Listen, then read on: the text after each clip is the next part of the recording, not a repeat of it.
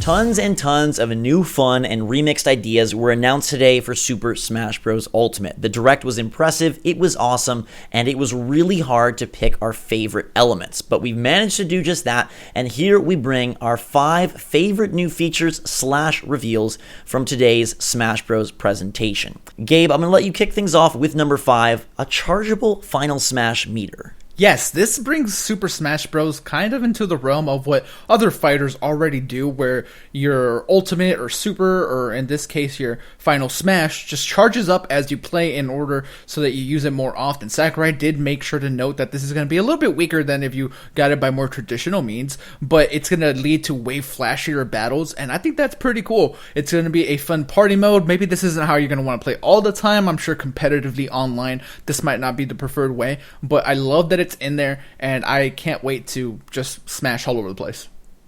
Yes, and coordinated Final Smash strikes will be very cool, since they did note that they will execute individually. Having one and then the other and then the other, and like kind of queuing them up will make for some pretty cool compilation videos. Now, number 4 for us is the stage morph inclusion. The fact that you can pick 2 stages and that they will transform as the battle progresses, either at a specific time or at a random time. I think this is a really awesome way to mix up the fights, and again, it does lean more in the party mode type direction, but it should be a super fun time.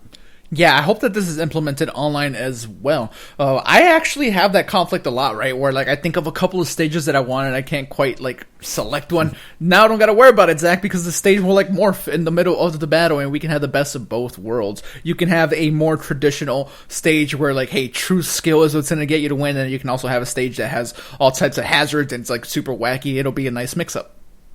Yeah, and if you did kind of blend them in that way, where you had one where it's more about, okay, I just want to survive and stay alive and preserve, and then, okay, now it's time to go hard, or you invert them, that would be really fun. I think it would have been crazier if they upped the amount that you could morph, and like, hey, we're just going to have them morph until the battle's over, just like keep going through. That would have been freaking fun. But now if you have bickering brothers or just fighting friends, you don't have to decide, like you mentioned. You can pick 2 and all as well. I also like, as a side note, that they do allow for the stage to be picked first, and then you can have the loser of the fight select the next one. But number 3 are 2 new modes that we're tying together here, Squad Strike and Smashdown. It's really hard to pick a favorite. I think Squad Strike is a little bit more exciting, but Smashdown is such a cool idea, and it's something that we have done kind of on our own, now seeing it incorporated into the game officially.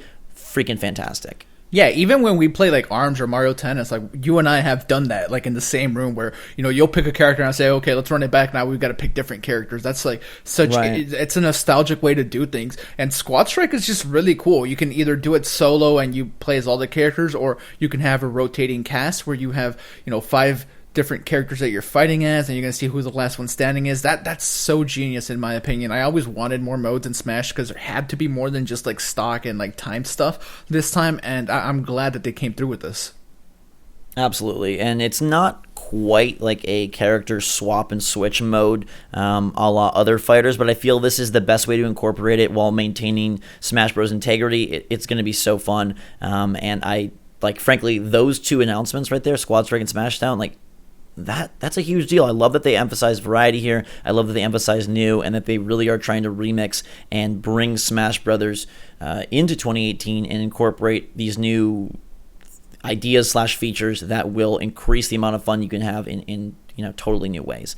Number 2 for us are the 2 secrets. So we've got the one big blurred menu option in green, which we gotta believe is some sort of single player, but there is also a less discussed blurred box on the sidebar overlay that I think is not related to that green menu option at all. I kind of differ a bit. I think it is related, but I mean, if it's 2 secrets, then by all means, like, that's going to be fantastic. I can't wait to see what these things are. I do think the 2 blurs are tied together. Let us know what you guys think about that in the comments below. We are very curious about that as well. But yeah, to me, I would personally put this at number 1, because to me, the excitement of the potential here is so overbearing. I hope it's something big, new, single-player focus. If this truly is Sakurai's last Smash, like he said many times, but this time he seems a little more serious about it, wouldn't you expect for him to want to have like this big single-player outing, like almost as like his last hurrah? I feel like that green blurred part has to be something single player related. You know, they mentioned that they are going to have sort of the classic mode in there where you go through a predetermined list of characters, but something far grander and more on a subspace scale seems to be what this is leading towards. But at the end of the day, for me, Gabe, practice is more exciting than promise, and the fact that they did incorporate my most anticipated and most desired character for a new Smash Bros. Into the game is why we gotta launch King K. Rool into the #1 spot. It was an absolutely epic reveal. It's been building, I feel, for years now, and he looks really cool. Like, they realized the character model and the moveset, I think, super well. It was just the most fun I've had at a Direct, and he definitely, for me, owns the most exciting, favorite, best, top, most perfect moment of today's show.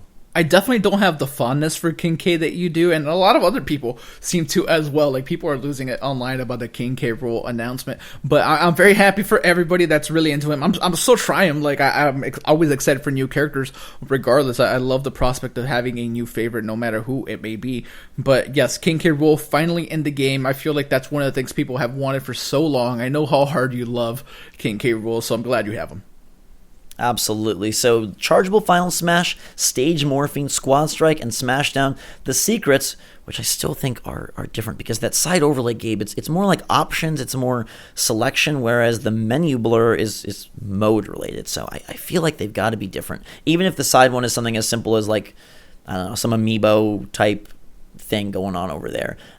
Then King K. Rool holding down the top spot with his heavy set build. Let us know which of these 5 you are most excited for, or if you have a different favorite feature. We'd love to hear it in the comments down below. Make sure to subscribe to stay up to date on all the latest and greatest from Smash and the Switch. Follow us on Twitter and Discord. Links in the description below. And until next time, everybody, for myself and Gabe, thanks again for watching. Have a fantastic day. Switch Force out.